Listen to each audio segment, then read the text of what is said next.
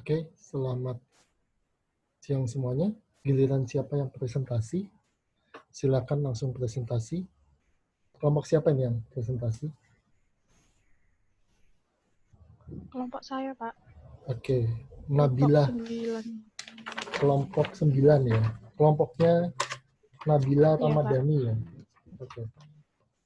Kelompok 9. Kelompoknya Nabila Ramadhani ya. Oke. Ya, silakan bisa dimulai. Saya akan interupsi di tengah jalan kalau memang ada yang tidak jelas. Jadi siap-siap saja kalian ditanyain di tengah jalan gitu ya. Saya tidak buka chatting ya. Oke. Kalau ada yang ditanyakan silakan langsung ditanyakan di ini ya secara voice.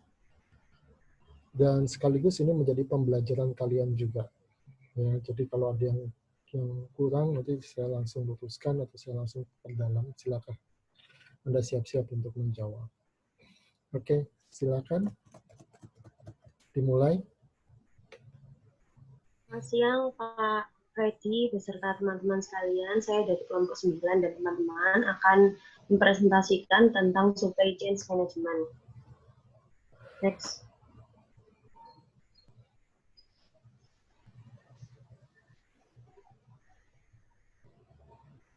Ya, terus saja.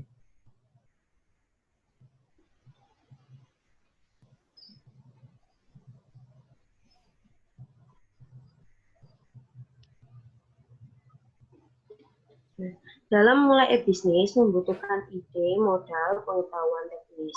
Namun pengoperasian satu membutuhkan keterampilan manajemen rantai pasokan.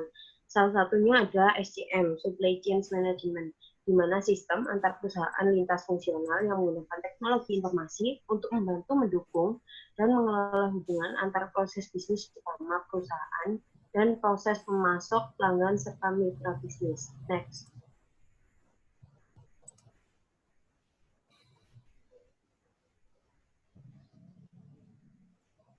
Berikut adalah tujuan dari SCM sendiri. Menurut O'Brien and Marcus, tujuan dari Supply Chain Management adalah untuk menciptakan jaringan yang cepat, efisien, dan jaringan dari hubungan bisnis atau rantai pasokan untuk mendapatkan produk perusahaan dari konsep ke pasar. Next.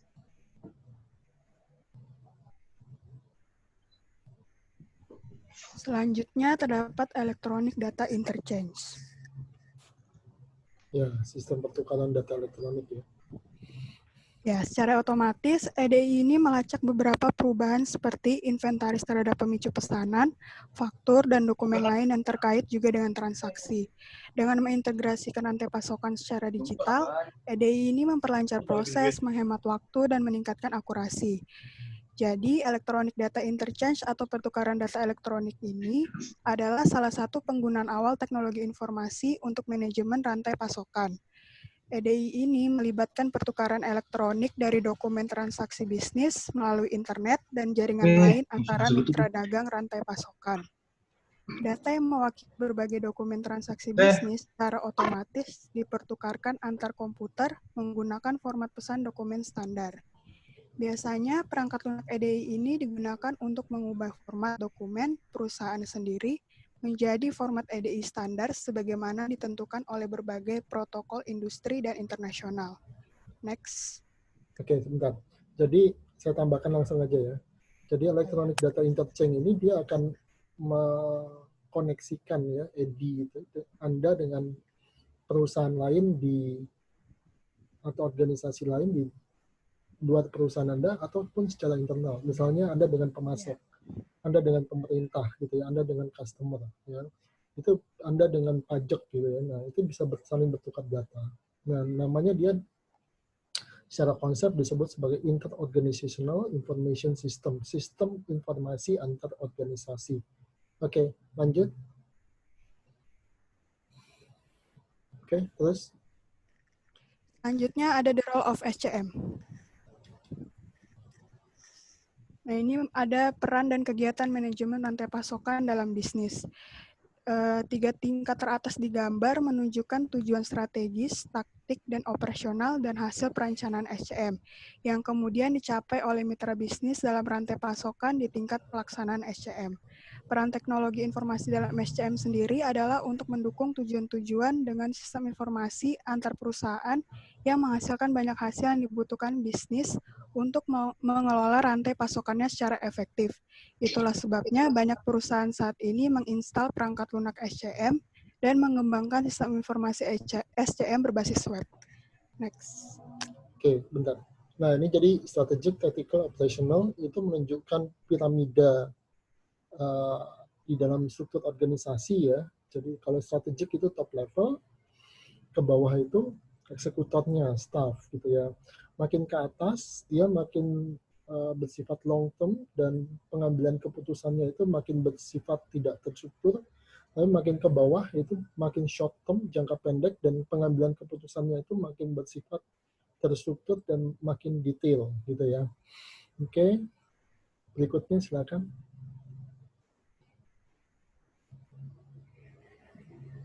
SCM ini membawa beberapa manfaat bagi perusahaan. Yang pertama itu dengan adanya pemrosesan pesanan yang lebih cepat dan lebih akurat. Kemudian mengurangi tingkat inventaris, menurunkan biaya transaksi dan bahan, dan juga waktu yang lebih cepat ke pasar.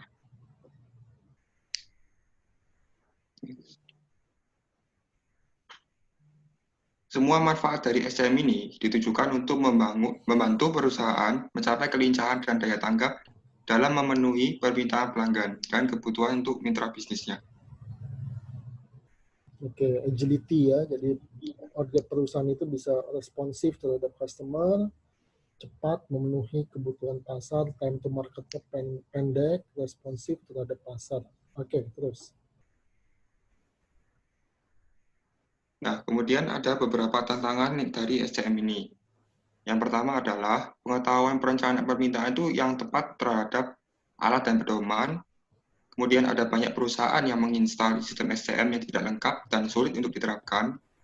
Kemudian ada kurangnya kolaborasi yang memadai antara departemen pemasaran, produksi, dan manajemen persediaan dalam suatu perusahaan dan dengan pemasok. Perkiraan permintaan yang tidak akurat atau terlalu optimistis.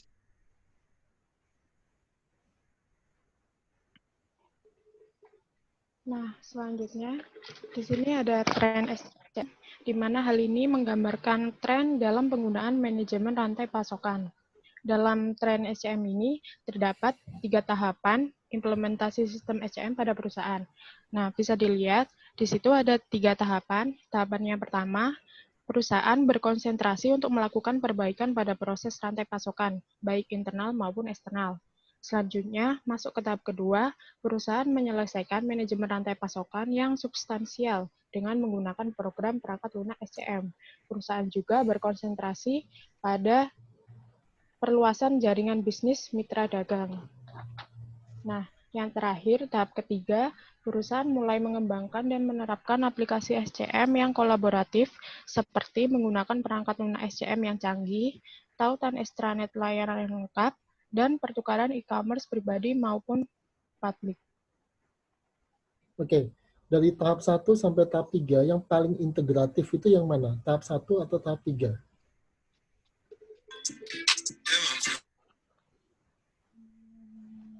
Paham ya? Yang paling integrasinya paling tinggi itu tahap 1 atau tahap 3? Kalau tahap 2 pasti tengah-tengah. Tahap 3. Oke, betul ya. Jadi tahap 3 ini terjadi kolaborasi antara pemasok dengan perusahaan kita, ya. Bahkan nanti pemasoknya bisa merencanakan inventory yang kita miliki secara berkesinambungan, secara jangka panjang, gitu ya, dengan kerjasama yang bersifat long term dan ada konektivitas sistem antara perusahaan kita dengan pemasok misalnya. Nah itu tahap 3 ya. Jadi integrasinya lebih tinggi. Bahkan nanti pemasok kita ini ya bisa terlibat lebih jauh dalam proses produksi kita gitu, nggak hanya sekedar dari supplier, tapi dia bisa melakukan desain, perencanaan produksi, pengembangan produk dan sebagainya, bekerja sama dengan departemen-departemen terkait di dalam perusahaan kita. Oke, berikutnya. Nah, di sini kelompok kami mengambil contoh penerapan SCM pada perusahaan Carrefour. Nah, tentunya kalian semua sudah pasti tahu dan nggak asing dengan perusahaan Carrefour ini, di mana Carrefour ini sebuah perusahaan multinasional dan kelompok retail kedua terbesar setelah Walmart. Nah, Carrefour ini juga berdiri sejak 3 Juni 1957, lalu berkantor pusat di Perancis, dan masuk ke Indonesia sejak tahun 1998, dan terdapat 84 gerai di Indonesia.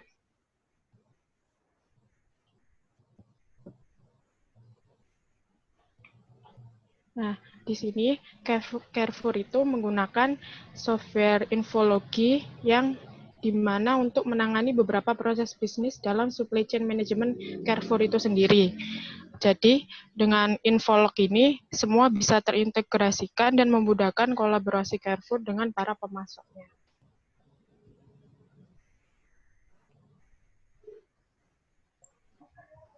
Nah, di sini tadi kan sudah disebutkan dengan partner saya, kalau dengan menggunakan infolog, proses rantai pasokan dari Carrefour itu dapat terintegrasi dengan baik dan benar, dan memudahkan kolaborasi dengan para supplier. Nah, hal itu terbukti dari dua aktivitas atau dua proses rantai pasokan dari Carrefour. Yang pertama itu aktivitas penerimaan dan penggudangan barang. Nah, pada aktivitas ini, Carrefour itu menggunakan metode yang dinamakan metode cross-dock. Nah, apa sih metode cross-dock? Metode ini tuh sistem penggudangan di mana barang itu diterima di warehouse atau distribution center tanpa disimpan lagi, tetapi langsung disiapkan untuk pengiriman selanjutnya. Nah, jadi dengan metode ini, Carrefour itu hanya menerima barang dari supplier itu di distribution center. Jadi, supplier itu mengirim barang hanya di distribution center-nya Carrefour yang terdapat di Pondok Daun dan Lebak Bulus. Nah, kemudian barang itu langsung siap dikirim. Ya, distribution center DC ya. Iya, DC. Ini distribution center, Pak, anggapannya. Oke. Nah, kemudian langsung dikirim ke gerai-gerai lainnya. Nah, dengan metode ini, itu distribution center-nya Carrefour itu tidak ada penyimpanan lagi. Jadi bisa kita anggap itu zero inventory.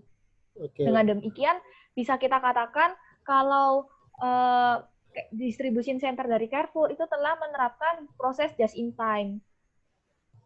Sehingga anggapannya itu misal di suatu gerai Carrefour, misalnya di ITC Kuningan Jakarta, itu dulu itu menerima barang itu dari supplier yang berbeda-beda, atau bisa kita katakan terdapat 30 truk yang datang. Nah, tapi dengan menerapkan metode ini, gerai itu cuma menerima sekali pengiriman atau sekitar 4-5 truk saja, itu sudah memuat semua yang dibutuhkan oleh Carrefour ITC Kuningan. Oke. Next. Nah, selanjutnya yaitu aktivitas yang kedua, yaitu aktivitas perencanaan dan pengadaan persediaan. Nah, dalam melakukan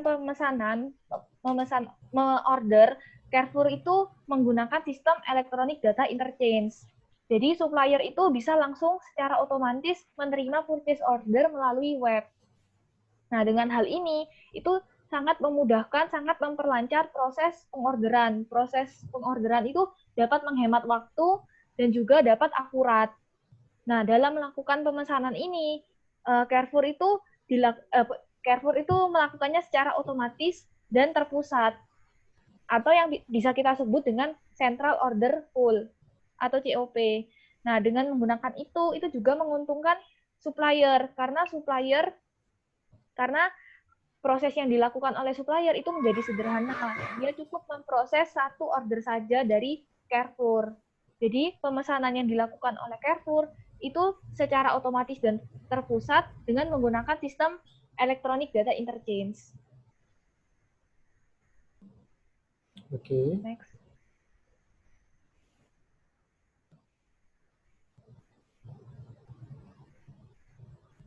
Kesimpulannya, bagi Carrefour, adanya efisiensi dalam penerimaan barang.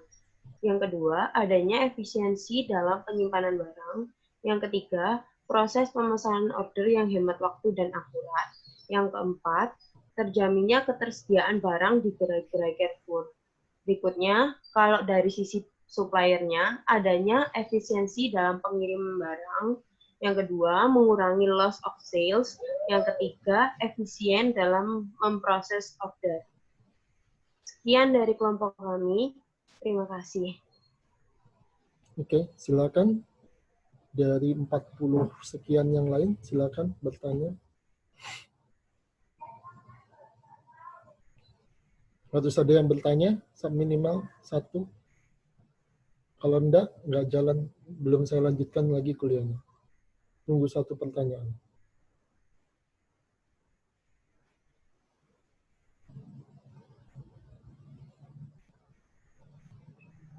Silakan, 1 orang.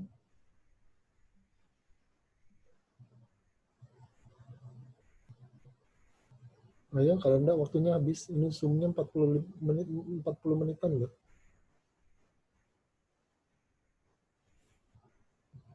Joanna, enggak tanya? Joanna?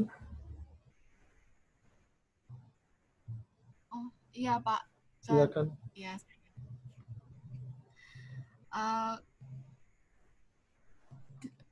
Ini kan tentang SCM. Itu berarti apa menyangkut hubungan antara perusahaan dengan supplier, tapi kan juga bisa sama selain supplier ya. Nah, gitu kira-kira biasanya itu kebijakan ya semacam program apa yang biasanya dilakukan oleh perusahaan untuk bisa tetap mempertahankan hubungannya dengan pihak luar. Selain kan kalau kayak Carrefour gini kan tadi dia sudah menggunakan ini. Nah, biasanya yang digunakan oleh perusahaan lain itu bisa dalam bentuk apa saja. Oke. Cukup, Joanna? Iya. Oke. Silakan kelompoknya Nabila Ramadhani menanggapi.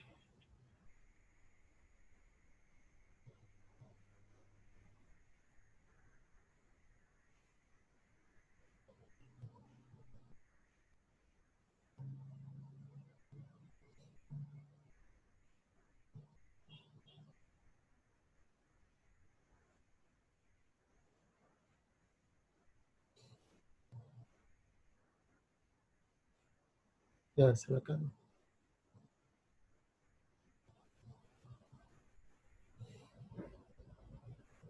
Kelompoknya Nabila Ramadhani, silakan.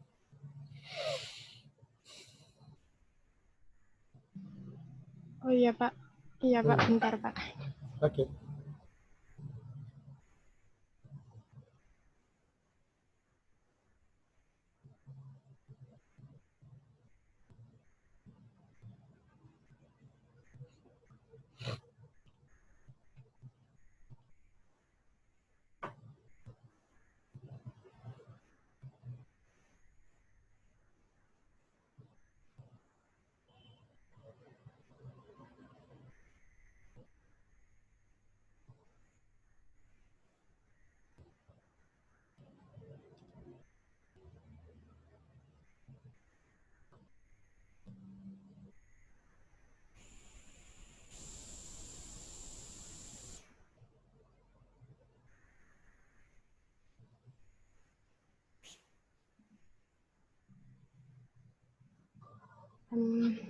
Pak, mau jawab?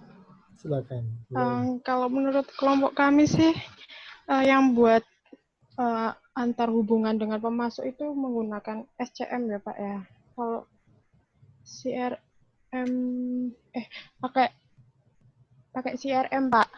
Kalau SCM kan di sini buat pemasoknya kayak gitu. Ya. Oke. Ada tambahan lagi? Pak, mau menambahkan. Boleh, Maksudnya sini. itu kan kalau untuk meningkatkan hubungan dengan supplier, kita itu menggunakan supply chain management. Nah, kalau untuk mempertahankan, meningkatkan loyalitas dengan customer, perusahaan itu bisa menggunakan CRM, Pak. Maksudnya gitu. Iya. Makasih, Pak. Oke, thank you. Ya, jadi kalau supply chain ini sebenarnya konsep besarnya ya, dia supply chain management ini mencakup mulai dari hulu ke hilir.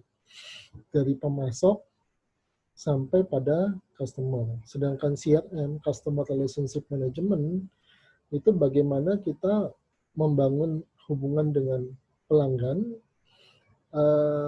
dari sisi spesifik, dari sisi customer. Dari sisi supplier sebenarnya ada juga, namanya SRM, Supplier Relationship Management. Ya. Kalau dari sisi customer, ya bagaimana kita mengetahui pertama kali needs and wants dari customer kita. Needs and wants itu bisa diketahui kalau kita punya data tentang pelanggan kita. Nah, kalau perusahaannya sudah berukuran besar, maka berarti kita punya database. Jadi kita tidak bisa tahu needs and wants dari pelanggan kita itu kalau kita tidak punya database. Nah, ketika kita punya database, kita tahu perilaku pelanggan kita dan apa kebutuhan mereka, baru kita bisa membuat produk atau jasa yang custom, yang sesuai dengan kebutuhan dari pelanggan kita itu. Ya, kira-kira seperti itu. Koana, ada umpan balik atau ada pertanyaan lagi?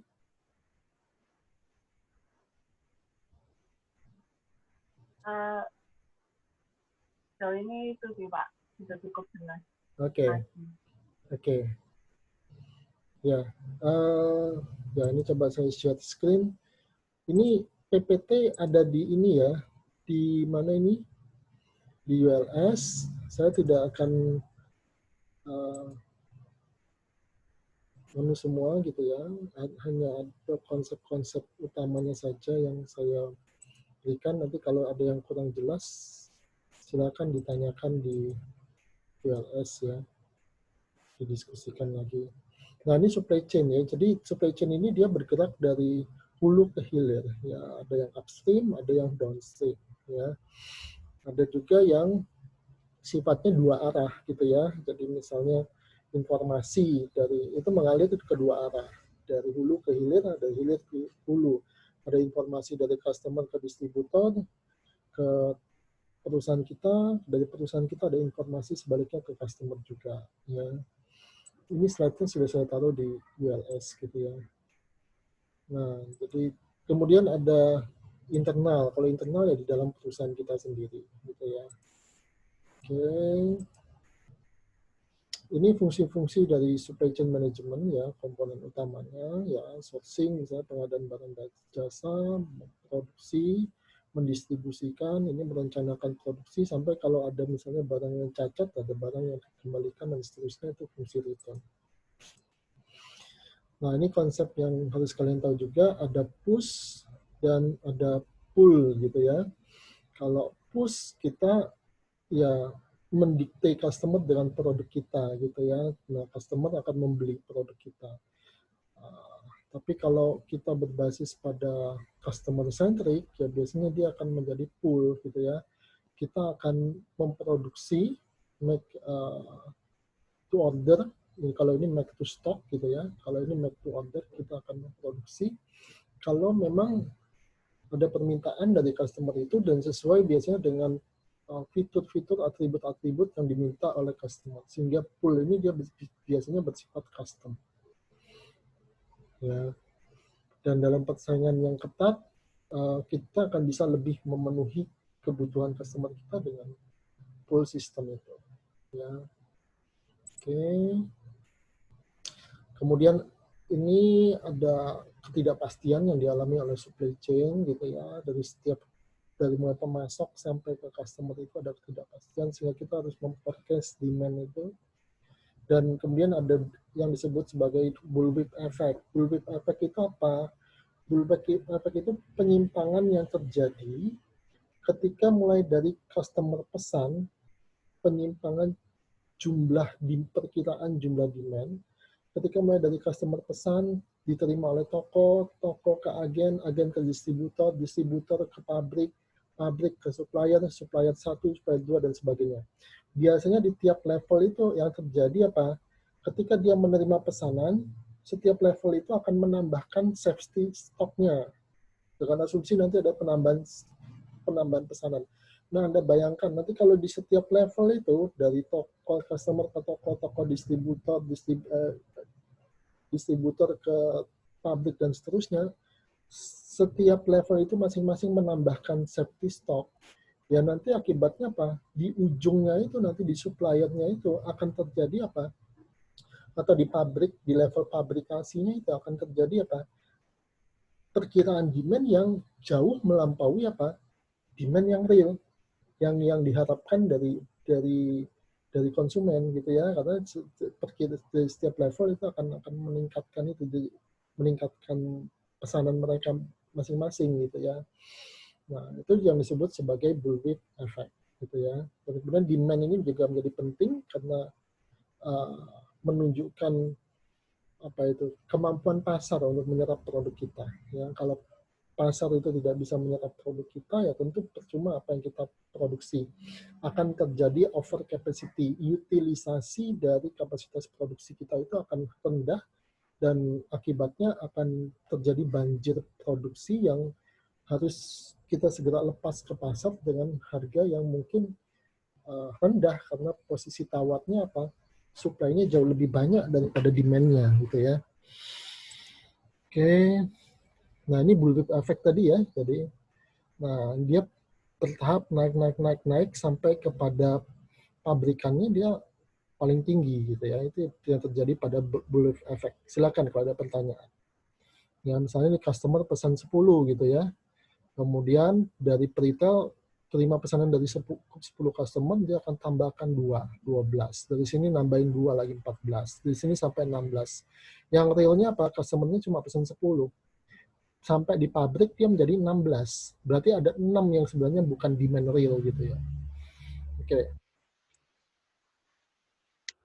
Nah, kemudian ada konsep vertical integration. Vertical integration ini terjadi kalau kita mengintegrasikan supply chain kita itu dari hulu ke hilir. Misalnya, perusahaan koran akan memiliki pabrik kertas. Dia melakukan backward integration. Perusahaan koran akan memiliki percetakan sendiri. Dia memiliki forward integration, melakukan forward integration. Nah, itu namanya vertical integration. Ya, lawannya atau temannya adalah horizontal integration. Nah, horizontal integration ini dia akan memperkuat konsentrasi bisnisnya. Misalnya, kalau dia perusahaan koran, dia akan bikin koran yang lain. Itu horizontal. Kalau dia perusahaan koran, koran ini kan masuk kategori media, dia akan bikin perusahaan televisi. Itu horizontal. Ya, jadi dia akan memperkuat konsentrasi industrinya. Kemudian tadi kalian sudah sampaikan juga tentang just in time. Ya, jadi just in time ini meminimalisasi inventory yang kita miliki supaya tidak berlebih, hanya sesuai pesanan dengan tujuan apa tidak terjadi overstock. Overstock itu memiliki beberapa risiko, seperti misalnya desain kita, teknologi kita bisa menjadi obsolete kalau perubahan desain atau teknologinya berubah dengan cepat, gitu ya. Ada risiko barang rusak, barang hilang, gitu ya. Kemudian juga bagi perusahaan yang cash flow-nya itu tipis, kalau dia terlalu banyak menyetok barang, menyetok hasil produksi, maka terlalu banyak modal atau capital yang terikat pada hasil produksinya. Dan itu suatu opportunity cost kan, karena sebenarnya kalau dia bisa menjadikan itu cash flow atau uang tunai, tidak terlalu banyak numpuk hasil produksi, uang tunai itu kan bisa untuk opportunity bisnis yang lain. Ya. Kemudian juga ada information sharing, ya, berbagi informasi. Tadi kalian sudah singgung, yaitu electronic data interchange. Dan kemudian satu konsep lagi itu namanya inter-organizational information system, sistem informasi antar organisasi gitu ya. Jadi misalnya kalian dengan perusahaan dengan supplier, perusahaan dengan pajak, perusahaan dengan customer. Dia bukan hanya mengkonekkan berbagai divisi di dalam perusahaannya, tapi juga mengkonekkan dirinya dengan pihak luar dalam satu jaringan sistem informasi yang keluar extranet, selain yang ke dalam atau intranet. Nah, kemudian juga ada konsep vendor managed inventory. Vendor managed inventory itu bicara tentang inventory yang dikelola juga oleh supplier kita gitu ya. Jadi supplier tadi yang saya tanya di kelompoknya Nabila kan, mana yang lebih terintegrasi, 1 atau 3? 3 dijawab tadi di slide berapa itu ya. Nah, integrasi itu terjadi ketika apa? Supplier kita itu tidak hanya sekedar menjadi supplier, tidak hanya sekedar menjadi pemasok, tapi juga turut merencanakan kesinambungan produksi kita, memastikan pasokan kita, bahkan lebih jauh dia mungkin terlibat dalam tahapan-tahapan desain, proses pembuatan suku cadang, sampai pada riset dan sebagainya gitu ya. Nah, itu yang saya bilang yang level 3 tadi ya, yang dia lebih terintegrasi, di mana supplier tidak sekedar hanya jualan bahan baku, terus habis itu selesai. Ya, tapi dia ada collaboration further, kolaborasi lebih jauh, collaboration di dalam supply chain atau rantai pasok yang kita miliki. Ya. Oke. Ya, ini sudah saya sekalian sebutkan tadi.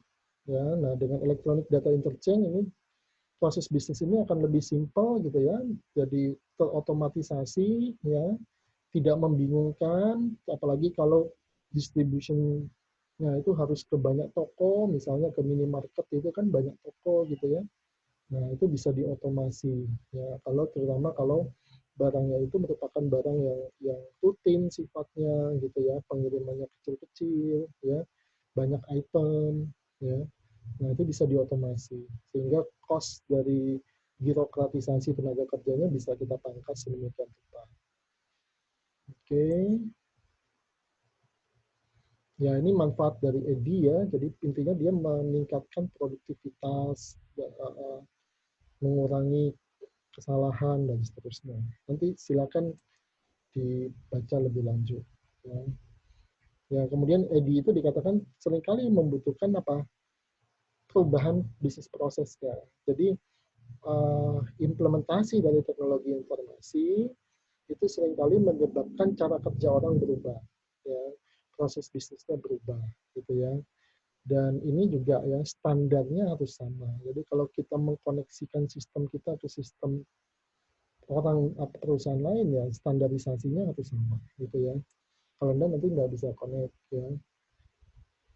Oke. Nah, ini extranet, kita connect ke pihak lain di luar, kemudian ada jaringan yang disebut VPN, Virtual Private Network. Ya, ini pada dasarnya jaringan internet, tapi dedicated, ya. Jadi, kita semacam lease atau sewa dari jaringan internet itu ke berbagai pihak di luar perusahaan kita, ataupun di dalam perusahaan kita dia menjadi intranet. Kalau keluar menjadi extranet.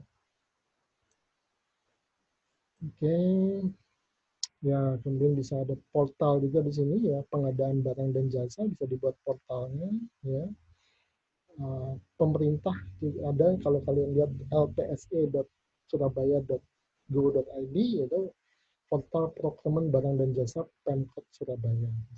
Ya, bisa dibuat portalnya seperti itu. Masalahnya seberapa jauh portalnya itu terotomatisasi gitu ya, atau dia hanya sekedar pengumuman saja. Nah, itu tinggal bagaimana kita membuat portalnya itu integrasinya sejauh mana. Oke, ada pertanyaan dulu sampai di sini? Ada pertanyaan kah? Ya, kalau ada pertanyaan, saya akhiri dulu ya. Selamat siang semuanya. Thank you. Pak. Ya, silakan. Pak, saya izin pindah kelas SIM-nya, Pak, dari KPGH besok. Karena ada jam tumburan. Oke, kamu presentasi? Enggak dong? Enggak, Pak. Oke, sepanjang Saya juga pindah, Pak, dari KPG. Enggak apa-apa, dah, Pak. Oke, besok itu harusnya, yang SIM saya majukan jadi 945 ya? Iya, Pak. Betul, enggak apa-apa. Sepanjang kalian tidak presentasi. Tapi kalau yang presentasi saya berikan kelonggaran karena kan saya juga tumburan ya. Nah, itu saya berikan kelonggaran. Pokoknya ada anggota tim yang mewakili. Saya tidak akan ngecek kehadiran seluruh anggota tim. Yang penting ada yang mewakili pada saat presentasi dan presentasinya tetap jalan, ya sudah, nggak apa-apa. Karena saya sendiri tanggal 5 itu juga tungguran gitu ya. Jadi terpaksa saya majukan dari jam 1 menjadi jam 9.45. KP besok kan? Iya, Pak. Oke, ya udah itu aja. Ada lagi? Nggak ada, Pak. Terima kasih. Oke, saya akhiri ya. Oke, thank you. Selamat siang semuanya. Pak, saya mau Ya. bertanya untuk ini recordnya ini kita yang send, kelompok kami yang send atau Bapak ya? Soalnya tadi saya sudah mencoba untuk merecord tapi nggak bisa. Harus Oke. dapat izin. Saya recordkan aja. Jadi kelompok kami nggak usah send ke Pak Aris ya, Pak? Nggak usah, saya yang send ke Pak Aris nanti. Oh iya, makasih Pak. Oke, sama-sama. Thank you. Itu aja. Ada lagi? Oke, kalau nggak ada saya akhiri kuliahnya. Thank you. Selamat siang. Terima kasih, Pak. Oke, sama-sama. Terima kasih, Pak. Oke, thank you.